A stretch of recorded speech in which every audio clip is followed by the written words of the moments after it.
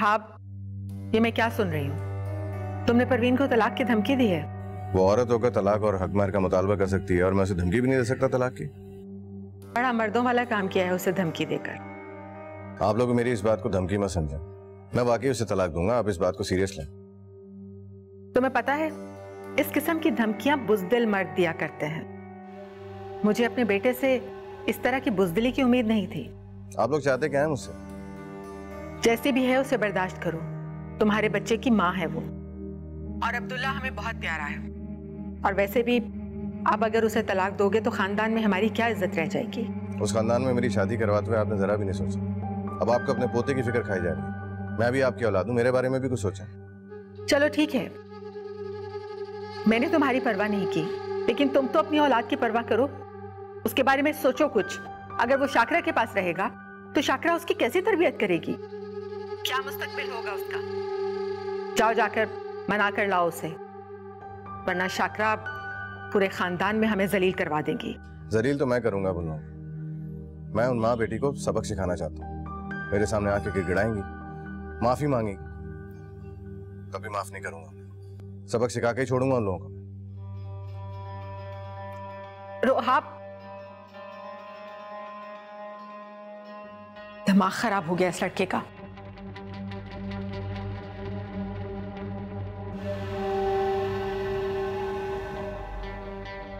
अम्मा ये देख लो, ये 1 2 3 4 5 6 7 8 ये और ये भी बाकी जो मेरा जेवर है ना उसमें रख लो। ये लो, ध्यान से रखना। वाह भाई वाह, ये कंगन तो बड़े खूबसूरत है और खासे भारी भी है। और ये तुमने और अच्छा किया जो ये सारा जेवर लेके आ गई, वरना वो मर्दूद वो तो तुम्हें कंगाल करके वहां से निकाल देता। यहाँ सारी जिंदगी भाभी की जूतियां खाती।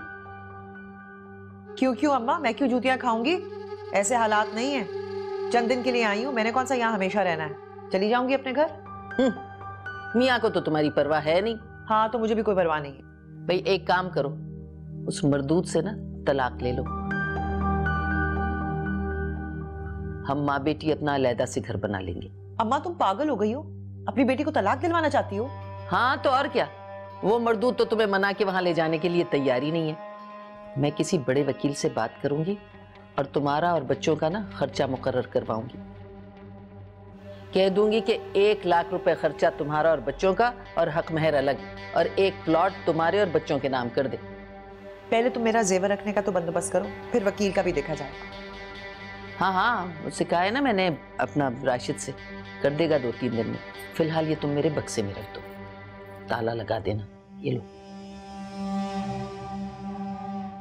रुदाब और मिशाल को एक दूसरे के साथ खुश देखकर दिल मुतमईन हो गया।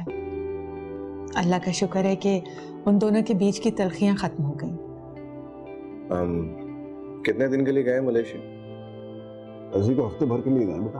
और फातिमा को यहीं छोड़ दें? मिशाल तो लेकर जाना चाहती थी उससे साथ, बहुत जिद कर रही थी, लेकिन रुदाब ने ही मना कर दिया। वो तो बहुत अटैच्ड है फातिमा से, इतने दिन कैसे रहेगी उसके बगैर? हाँ मैं भी यही सोचकर परेशान हो रही थी, लेकिन भला हो शगुफ्ता का, वो कल उसे अपने साथ ले गई और कहने लगी कि जब तक मिशाल वापस नहीं आती फातिमा उसके पास ही रहेगी। रुदाब से तो हमारा दामाद ही अच्छा है। अपनी सौतेली बेटी को यूरोप घुमाने ले गया था, और एक हमारे रुदाब साहब हैं, अपनी बेटी को यहाँ छोड़ के बीवी को लेके सिंगापुर चले गए। अच्छा है ना, दोनों अकेले एक दूसरे के साथ टाइम स्पेंड करेंगे तो ज्यादा अंडरस्टैंडिंग हो जाएगी।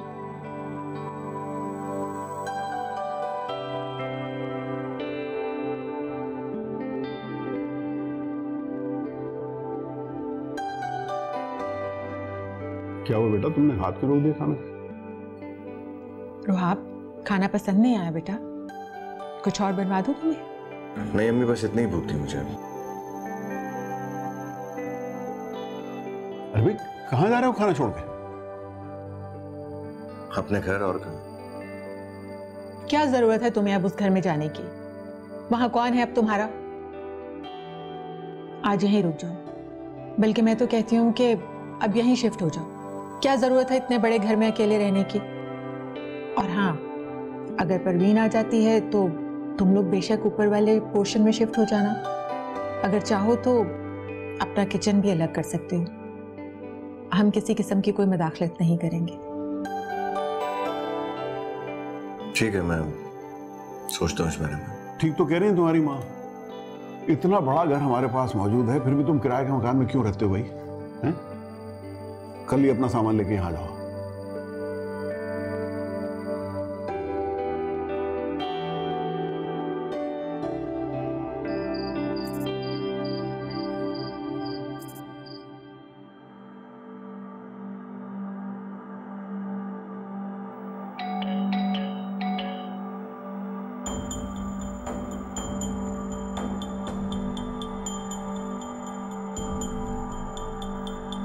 कौन मनहूस आ गया?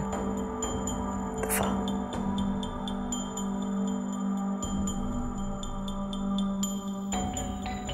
क्या मुसीबत है? ये राशिद का हमारा पड़ा है। या उठ जाके देख राशिद का। मुझे नहीं पता अम्मा, मैं नहीं जा रही देखने। दफा कर फिर सो जा।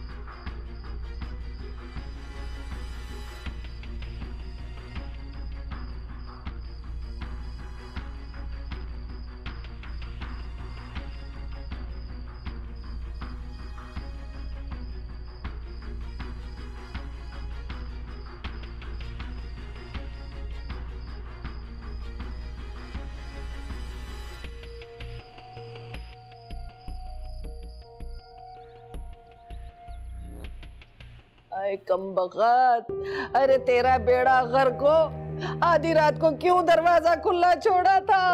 अरे अम्मा मुझे थोड़ी पता था कि वो चोर है, और हमारे मोहल्ले में आज तक कभी ऐसी वारदात हुई भी नहीं है। अरे तो तूने उसे रोका क्यों नहीं? तेरी जगह होती ना मैं उसको छोड़ती ना, हाथ तोड़ देती उसके।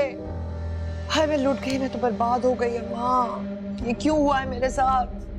नसीब फूटे हैं मेरे। आए सारी की सारी जमा पूंजी ले उड़े, कमबख्तों ने कुछ भी तो ना छोड़ा। अल्लाह मियां, अब पछताने का क्या फायदा?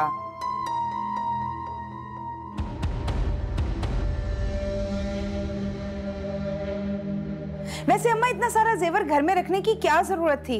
ये तो शुक्र करें आप दोनों की जान बच गई है। गोली शोली मार देते हैं चोर डाकू। अरे तो इससे अच्छा था हमें गोली ही मार देते। क्या जरूरत है ऐसी जिंदगी की? हमारे तो हाथ खाली हो गए। अम्मा मेरे पास तो कुछ है भी नहीं, सब कुछ ले गए, बस यही था सारा कुछ। अरे मैंने घर के खर्चे से पाई पाई जोड़ के सारा जेवर लिया था। अरे कम्बल डाकू वो भी ले उड़े। अरे हमें तो बर्बाद कर गए, कहाँ जाए हम गरीब लोग। पहले आप मुझे ये बताएं, आपसे किसने कहा था कि इतना जेवर घर में रखने को? खुदा का शुक्र है मैंने अपने जेवरात घर पे नहीं रखे, वरना आज आप दोनों माँ बेटी की तरह मैं भी रो रही होती। अरे तू बहुत बोल रही है, तेरे पास कौन सा जेवर था? तू तो सारे नकली जेवर उठा के लाई थी बदबख्त। जेवर था? अरे जेवरात तो हम जैसी खानदानी औरतों के पास होते, तुझ जैसी औरतों के पास तो सिर्फ बाप और मियाँ का दिया हुआ जेवर होता है। बड़ी आई नहीं तो दफा हो जाए यहाँ से। वैसे भी आपने कौन सा हलाल के पैसों से जेवर बनवाए थे?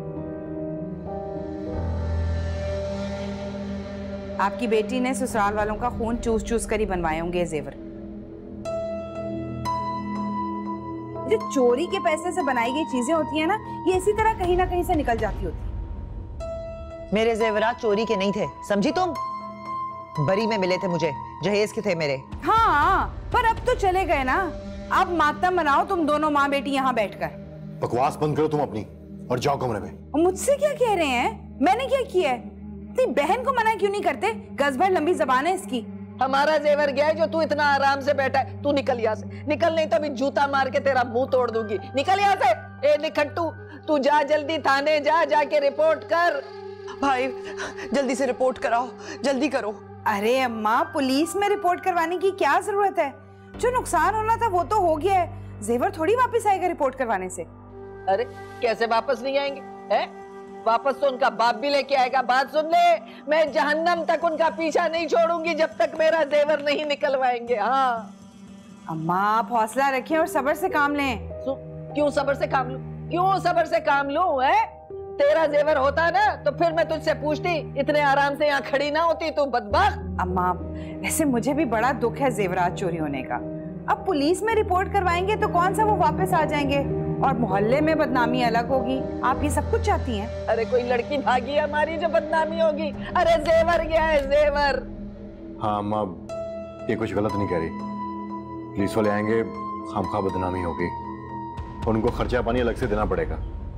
रहने दे सब कुछ। मैं कुछ नहीं जानती। अच्छा जल्दी जाके पुलिस में रिपोर्ट करवा, वरना मैं रियाज साहब को फोन करके सारी स्टोरी सुना दूंगी, समझा तू? यहाँ बैठा हुआ है, चल जा, जल्दी जा रिपोर्ट कर। हाँ अम्मा, मैं जाके अपना बाकी सामान देखती हूँ, वो ठीक है।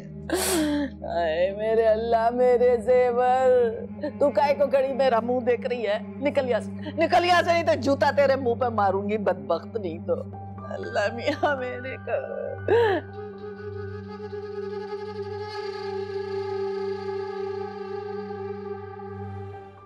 अरे अम्मा, यहाँ से उन्हें गए हुए आधे घंटे से ज्यादा हो गया है।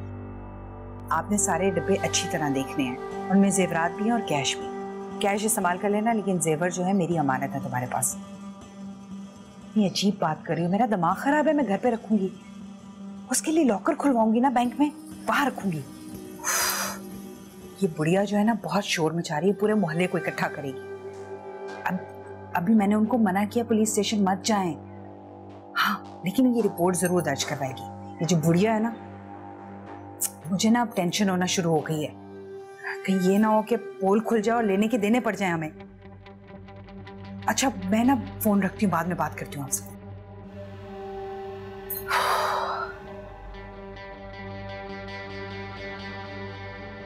ए राशिद, अपने फुप्पा को तो फोन लगा, बता उनको हम पे क्या बीती है। क्या जरूरत है उनको परेशान करने की? वैसे भी वो हमसे नाराज बैठे। अरे बेटा, ऐसे वक्तों में अपने ही काम आते, अपने ही तसल्ली देते, अपने ही ढारस बंधवाते। आपको अपनों की फिक्र है? अगर आपको अपनों की फिक्र होती ना, तो आज ये दिन ना देखना पड़ता। परवीन अपने घर में इज्जत से बैठी होती, ना वो अपने साथ ये जेवर लेके आती और ना ये नुकसान होता। ये वक्त ताने देने का नहीं है। अच्छा, जल्दी से फोन लगा उनको।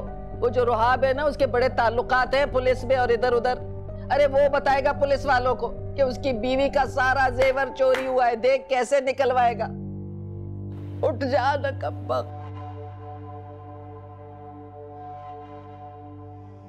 अरे कब हुआ ये सब और कैसे? भाई कुछ जानी मानी नुकसान तो नहीं हुआ ना? और अब्दुल्ला कैसा है, वो तो ठीक है ना? अच्छा ये बताओ, तुमने पुलिस में रिपोर्ट कराई? अरे यार कमाल करते हो तुम भी। अरे भाई इसमें डरने की क्या बात है? तुम पहली फुर्सत में जाके पुलिस में रिपोर्ट दर्ज कराओ। कोई मामूली चीज थोड़ी चोरी की है इन्होंने। वो लाखों का जेवर चला गया यार, और तुम हाथ पे हाथ धर के बैठे हो। अच्छा तुम FIR कटवाओ जाके, मैं पहुंचता हूँ रुहाब के लेके। या अल्लाह खैर, क्या हुआ अब्दुल्ला को? क्या हुआ है? सब खैरियत है ना? तो शाकरा बहन के यहाँ डाका पड़ गया। वो कल रात डाकू आ गया, वो सारा सब कुछ उठा के ले गए घर से। या अल्लाह खैर। अब्दुल्ला तो ठीक है ना? नहीं अब्दुल्ला कुछ नहीं हुआ, अब्दुल्ला ठीक है, तुम फिक्र ना करो। मैं जा रहा हूँ रुहाब को लेकर। मैं आपके साथ चलती हूँ ना? तुम क्या करोगी जाके वहाँ? बहुत दिन हो गए अब्दुल्ला को देखे हुए, मैं बस उससे मिल लूंगी। अच्छा चलो तुम तैयार हो जाओ, मैं रुहाब से जाके बात करता हूँ। और देखो बहुत बड़े सदमे से गुजर रहे हैं वो लोग।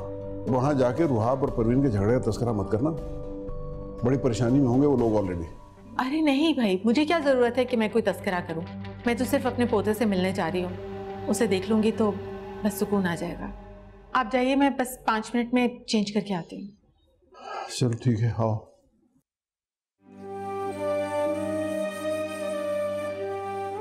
खैर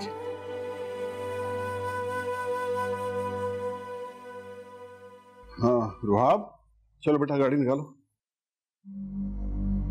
अब वो परवीन के यहाँ जा तो रहे हैं, मगर मुझसे वादा करें कि उसको इस घर में वापस लेकर नहीं आए। अरे बेटा वो बीवी है तुम्हारी, आज नहीं तो कल वापस तो आएगी ना। अब मैं उसके वापसी के रास्ते बंद कर चुका।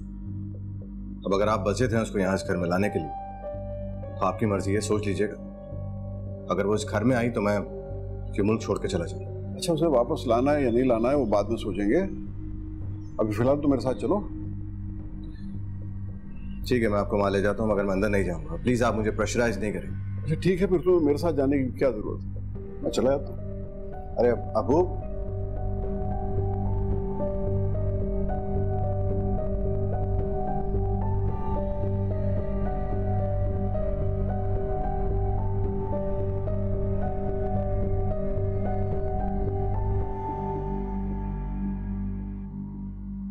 हाय अल्लाह, अरे कुछ भी तो ना बचा भाई साहब, सब कुछ लेके चले गए। अरे मेरी जमा पूंजी, मेरा जेवर, परवीन के बरी का जेवर, ससुराल का जेवर, सब कुछ ले गए। अरे हम तो लुट गए भाई साहब, हमारे पास कुछ भी नहीं बचा।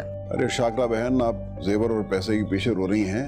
अल्लाह का लाख लाख शुक्र अदा करें कि आपकी जान को कोई नुकसान नहीं हुआ। अरे फूफा जी, यही बात तो मैं इन्हें सुबह से समझा रही हूँ, लेकिन इनकी समझ में नहीं आ रहा। अरे तू तो चुप कर, ज्यादा चापलूसियां ना कर।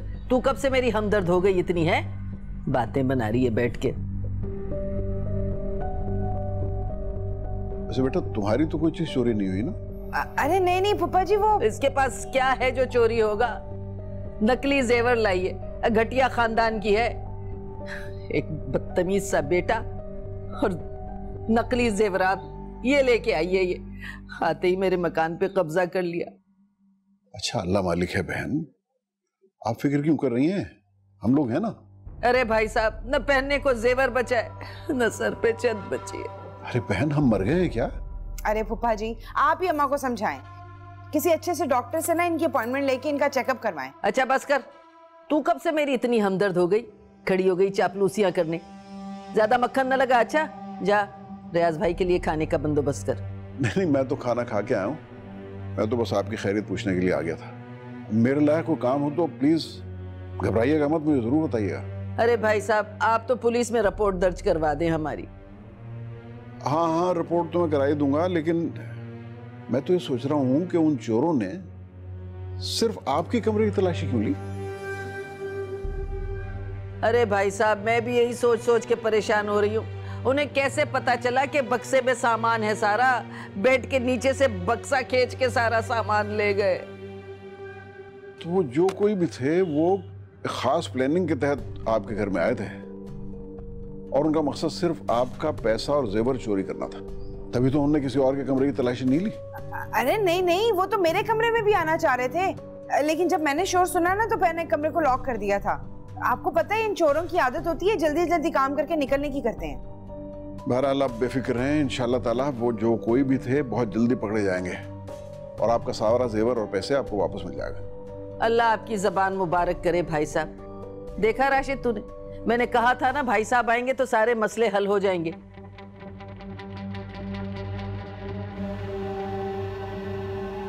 अम्मा, बुड्ढे का दिमाग बहुत तेज है, वो टेढ़ी निगाहों से बार बार मेरी तरफ ही देख रहा था। आपको नहीं पता उनकी पहुंच बहुत ऊपर तक है, वो चोरों का पता करवा लेंगे। नहीं, उनको शक नहीं है, उनको पूरा यकीन है कि किसी प्लानिंग के तहत ही चोरी की गई है और पुलिस के पास जाएंगे ना, बल्कि चले गए होंगे। आप एक काम करें, वो सारा जेवर और कैश घर पर नहीं रखें, बैंक में लॉकर में रखवा दें। क्या लॉकर नहीं मिल रहा? जो भी है, इस वक्त आप उस जेवर को घर से बाहर निकलवाएं और अनवर भाई को भी कहें कि वो भी कहीं दूर चले जाएं, शहर में ना हो यहाँ पे। इसलिए क्योंकि इनका शक सबसे पहले मुझ पर जाएगा और उसके बाद आप लोगों के घर में पुलिस छापा मारने के लिए आएगी। आप मेरी परवाह मत करें, बस जेवर घर से बाहर निकालें से। हाँ, अल्लाह हाफिज।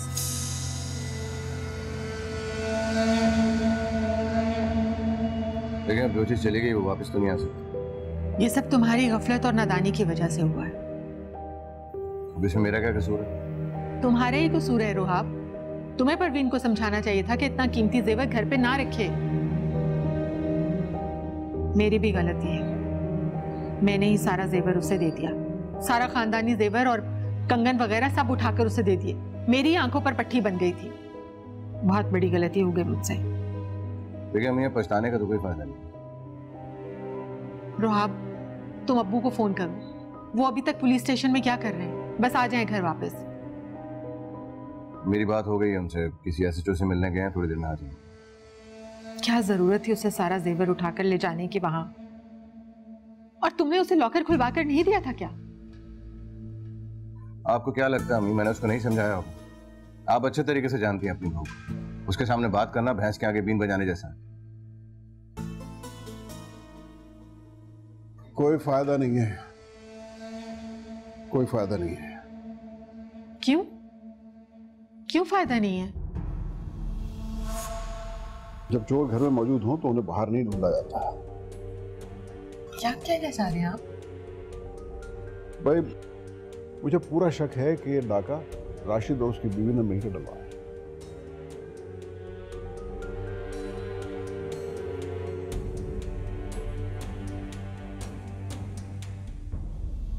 आय अल्लाह, अरे मेरा आखिरी वक्त आ गया परवीन। नहीं अम्मा ऐसी बातें ना करो, अल्लाह तुम्हारी उम्र दराज करे, तुम्हें सेहत दे, मुझे ना डराओ ऐसे। अरे तुझे अंदाजा नहीं है, मेरे हाथ पैरों में जान नहीं रही है। भाई जाओ जल्दी से डॉक्टर को लेकर आओ ना, अम्मा की हालत तो देखो। अरे डॉक्टर वाक्टर की जरूरत नहीं, बस मुझसे जो गलतियां हो गई हैं तुम लोग मुझे माफ कर देना। अरे अम्मा बस करो, मरे तुम्हारे दुश्मन। ऐसा ना कि अम्मा, अल्लाह ना करे कि आपको कुछ हो। हाय कमबख्त, मेरा सारा कुछ तो लूट के ले गए। अरे हाथ खाली हो गया मेरा। हाय अल्लाह मियां, इस जीने से तो मरना ही बेहतर है, कब उठाएगा मुझे? अरे इनको डॉक्टर के पास ले जाने की कोई जरूरत नहीं है, बस उल्टा सीधा कुछ खा लिया होगा ना अम्मा ने, इसलिए इनके पेट में दर्द हो रही है। मैं आपके लिए सूप बना के लाई हूँ, ये पिए, ठीक हो जाएगा सब। अच्छा तू यखनी बना के लाई है मेरे लिए? अरे कमबख्त, तू तो जहर मिला के लाई होगी। कैसी बातें करी आप? इतने प्यार से वो बना के लाई है। अरे रहने दे। रहने दो भाई, प्यार से बना के लाई है, अच्छी तरह जानती हूँ मैं। भाभी को अम्मा की कोई परवाह नहीं है, दिखावा। अरे ये कमबख्त यखनी बना के लाई है, ये तो दिल में दुआएं मांग रही होगी कि कब बुढ़िया का जनाजा उठे और कब हमारी जान छूटे इससे। अरे हमारी बर्बादी और बेचारगी देख के इसके दिल में तो लड्डू फूट रहे होंगे। देखा राशिद आपने, आप मुझसे हर वक्त गिला करते हैं कि आपकी अम्मा और बहन के साथ बैठ के बातें नहीं करती मैं, इसी वजह से नहीं बैठती इनके पास।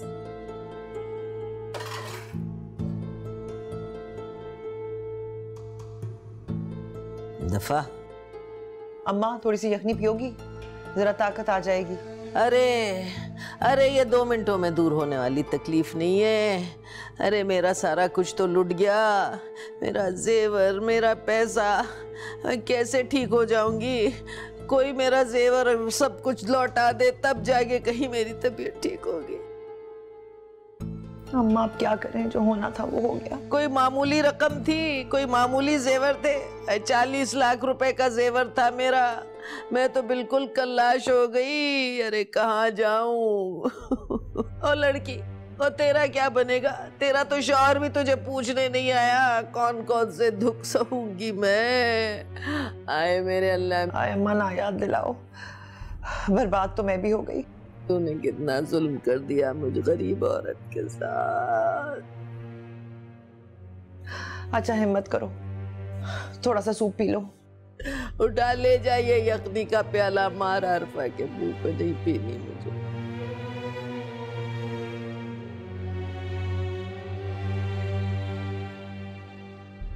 बेटा मेरा तजर्बा कहता है कि ये सब कुछ उन दोनों मियाँ बीवी की प्लानिंग थी। भाई चोर आए और आते ही सीधे शाकरा और परवीन के कमरे में घुस गए हैं। आरफा के कमरे में तो झांकने की जहमत भी नहीं की उन्होंने। ये सब किया धरा राशिद और उसकी बीवी का है। मैं तो कहती हूँ कि आप इस मामले से अब दूर ही रहिए। शाकरा भाभी और परवीन तो कोहराम मचा देंगी घर में, और राशिद ने अगर अपनी बीवी को तलाक दे दी और चलता किया वहां से, खैर वो बेचारा क्या चलता करेगा। घर तो आरफा के नाम पर है, आरफा ही निकाल देगी सबको घर से। और अगर उसने उनको घर से निकाल दिया ना, तो वो सब के सब यहाँ आकर डेरा जमा लेंगे। क्यों? यहाँ पे क्यों आएंगे वो लोग? इसलिए कि उनके पास और कोई ठिकाना नहीं है रहने का। अगर आरफा ने निकाल दिया घर से तो वो सीधा यहीं आएंगे। मैं तो कहती हूँ कि आप इस मामले से दूर रहें, उन्हें उनके हाल पर छोड़ दीजिए। लेकिन परवीन ने एक ना एक दिन तो इस घर में वापस आना ही है ना, माँ के बगैर तो वो आएगी नहीं। देखिए मैं किसी कीमत पे ममानी जान को इस घर में बर्दाश्त नहीं करूँगा। मुझे बीवी के नाम पे सुकून चाहिए, बेसकून नहीं। पहले जिंदगी अदाब करके रख दी उसने। अगर आप लोग मुझे सुकून से देखना चाहते हैं तो आइंदा मेरे सामने परवीन का नाम मत लीजिए प्लीज।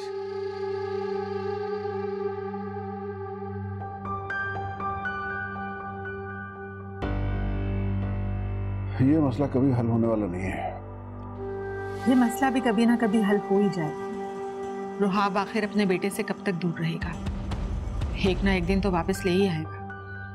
और वैसे भी बिना सबूत के किसी पर इल्जाम लगाना भी अच्छी बात नहीं है। बस मैं तो कहती हूँ कि जेवर जाए भाड़ में, आप बस इस मामले से दूर रहें। आरफा जैसी औरतें बहुत खतरनाक होती हैं, बदला लेने पर आती हैं तो छोड़ती नहीं हैं।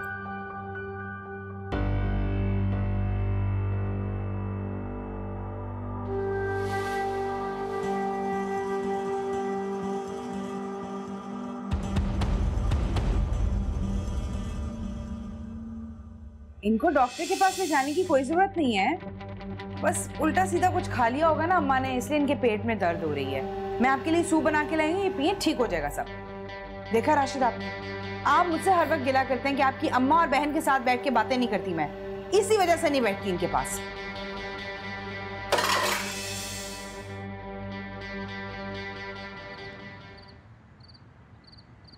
अम्मा, मुझे पक्का यकीन है ये चोरी आरफा ने करवाई है। उसके तासुरात नहीं देख रही थी पुलिस के नाम पर, और फिर वो मैं बार बार कह रही थी कि नहीं पुलिस के पास मत जाएं, पुलिस के पास जाने की जरूरत नहीं है, जो हो गया सो हो गया। लेकिन वो इतनी बड़ी वारदात क्यों करवाएगी, वो भी अपने घर में? अपने घर में? इस घर को अपना समझती है, हमें अपना नहीं समझती वो। तुम खुद सोचो, चोर आए, आराम से आए, उनको ये भी पता था कि जेवर कहाँ पड़े, कुछ और नहीं देखा, किसी और कमरे में नहीं गए, सीधा जेवरों पे गए, उठाया और निकल गए। और तुम ये नहीं देख रहे कि आरफा कितनी पुरसुकून है, जैसे कुछ हुआ ही नहीं। खैर, रियाज भाई ने एसएचओ से बात की है, वो आज रात तक उन चोरों का पता लगा लेगा। अगर इस औरत का हाथ सारे मामले में था ना, तो मैं इसके पूरे खानदान को गंजा करवाऊंगी, ऐसी मार पड़वाऊंगी ना पुलिस से, याद करेंगे ये लोग। हल्का न लेना मुझे। अम्मा, मुझे पक्का यकीन है ये काम इसी ने करवाया है, तुम उसे शर्त लगा लो।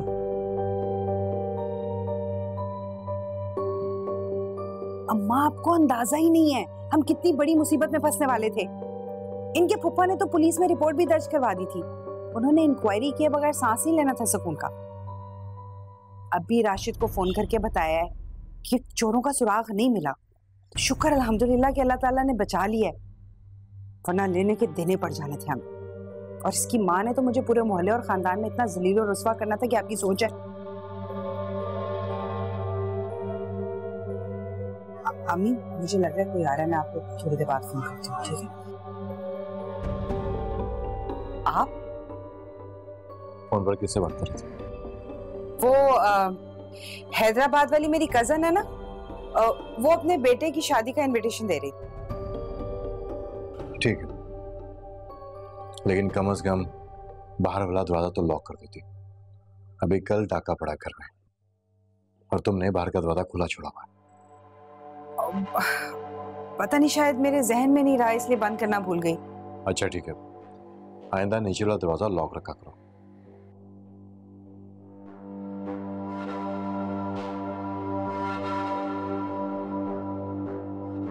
शुक्र है सब कुछ सुना नहीं, मुझे तो आज मार ही देता ये जान से। परवीन, तुम्हारे पास तो कुछ बचा नहीं, मेरे पास जो कुछ था वो सब वो कमबख्त ले उड़े। तुम्हारे ससुराल जाने के अलावा और कोई दूसरा रास्ता नहीं है हमारे पास। क्या मतलब है अम्मा तुम्हारा? तुम्हारा मतलब है हम मुंह उठा के हम इस तरह बेगैरतों की तरह वहां चले जाएं? तो क्या करें, खाली हाथ बैठे रहिए यहाँ? तुम्हारे उस बेगैरत भाई से कोई उम्मीद तो है नहीं, वो कमबख्त तो अपनी बीवी की दुकान संभाले बैठा है। हमारे पास कुछ बचा ही नहीं है, सोचो जाएंगे कहाँ हम? नहीं अम्मा, मैं तो हरगिज नहीं जाऊंगी इस तरह। क्यों नहीं जाओगी? भाई तुम्हारा घर है वहाँ, मैं देखती हूँ कैसे नहीं जाती हो तुम। जाऊंगी अम्मा, लेकिन इस तरह बेगैरतों की तरह नहीं जाऊंगी मुंह उठाकर। रुहाब आए, माफी मांगे, फिर जाऊंगी। और वो ना आया तो? तुमने भी भाई की तरह धमकाना शुरू कर दिया ना मुझे। मैं मानती हूँ, अब मानना ही पड़ेगा कि मेरी गलती थी जो तुम्हें और तुम्हारे बेटे को वहां से उठा के यहाँ ले आई। रुहाब ने खुद धक्के देकर बेइज्जती करके मुझे घर से निकाला था, भूल गई हो क्या? याद है ना? हाँ, याद है, सब याद है मुझे, लेकिन बाद में रियाज भाई और भाभी तो आए थे ना तुम्हें मनाने के लिए। अम्मा, तुमने खुद ही इनकार किया था, याद है ना? अब मुझे बातें मत सुनाओ, इतने बड़े दावे करके उनको घर से निकाला था, अब किस मुंह से वापस जाएंगे? अरे किस मुंह से क्या मतलब है? तुम्हारा घर है, चली जाओगी तो क्या फर्क पड़ जाएगा? और अगर शौहर से माफी मांग ली तो कौन सी तुम्हारी शान घट जाएगी? ये सब तुम कह रही हो माँ, मुझे यकीन नहीं आ रहा है। देखो, पहले हालात कुछ और थे, अब हम कंगाल हो गए, हमारा आसरा कोई है नहीं। कल को तुम्हारी ये भाभी हाथ से पकड़ के हमें बाहर खड़ा कर देगी। कहाँ जाएंगे हम, बताओ? इस मनहूस की वजह से सब कुछ हुआ है हमारे साथ। मैं तुम्हें बता रही हूँ माँ, हो ना हो ये डाका इसी ने डलवाया। अरे हमारे मोहल्ले में तो कभी छोटी सी चोरी नहीं हुई, इतना बड़ा डाका कैसे पड़ गया? अच्छा बस रहने दो, ज्यादा बातें ना करो। उसी के घर में रह रही हो, उसी का दिया खा रही हो और उसी को बुरा भला कह रही हो। शर्म करो थोड़ी। उसके घर पे नहीं, ये मेरे बाप का घर है। कहाँ से तेरे बाप का घर है? तेरे बाप का घर था, अब वो नहीं रहा। अब ये नहीं है तेरे बाप का घर। जल्दी उठ, सामान वामान बंद और चलने की कर। आ गई बड़ी बात। नहीं अम्मा, नहीं जाऊंगी मैं। ऐसे मुंह उठा के बगैर तुम की तरह तो बिल्कुल नहीं जाऊंगी मैं। उस वाकये के बाद से बुड्ढी तो थोड़ी ठीक हुई है, लेकिन उसकी बेटी उसी तरह खड़ी हुई है। लस्सी जल गई पर बल नहीं गया। आप फिक्र ना करें अम्मा, बस और कुछ दिनों में इन दोनों को घर से बाहर निकाल दूंगी मैं। अम्मा, ओहो, वो बुढ़िया बिस्तर पे पड़ी है बीमार। अनवर ने धक्का दिया था ना, सोफे पे गिरी थी, उसके सर पे चोट आई है। वैसे मुझे समझ नहीं आई उसे धक्का देने की क्या जरूरत थी। सीधा गोली मारता ताकि मेरी जान छूटती इससे। बस जल्दी से ये माँ बेटियां यहाँ से दफान हो, तभी मैं इस घर की रेनोवेशन करूंगी ना। मैंने तो सोच लिया है कि जो परवीन वाला कमरा है वो गुड्डू के लिए सेट करूंगी, और ये जो बुढ़िया वाला कमरा है ना, ये आपके और अब्बा के लिए। ओहो, आप फिक्र ही ना करें, राशिद को मुझ पर शक नहीं होगा। अगर पूछेंगे तो बता दूंगी कि कोई प्लॉट था, वो बेचकर सामान खरीद लिया। ठीक है ना?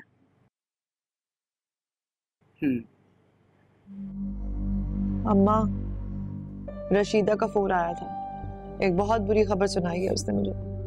कौन रशीदा? फुप्पो की हमसाई है ना, वही जो मुझे पल पल की खबर देती है वहां की। अच्छा अच्छा, वो रशीदा। हाँ अम्मा, बहुत बुरी खबर है, हौसले से सुनो, मेरा तो दिल फटा जा रहा है। हाँ बेटा, अब तो बुरी खबरें सुन सुन के आदत हो गई है। हौसला बहुत है मुझ में। बता क्या हुआ है? और रुहाब हमारे वाला घर छोड़ के वापस फुप्पो के पास शिफ्ट हो गए।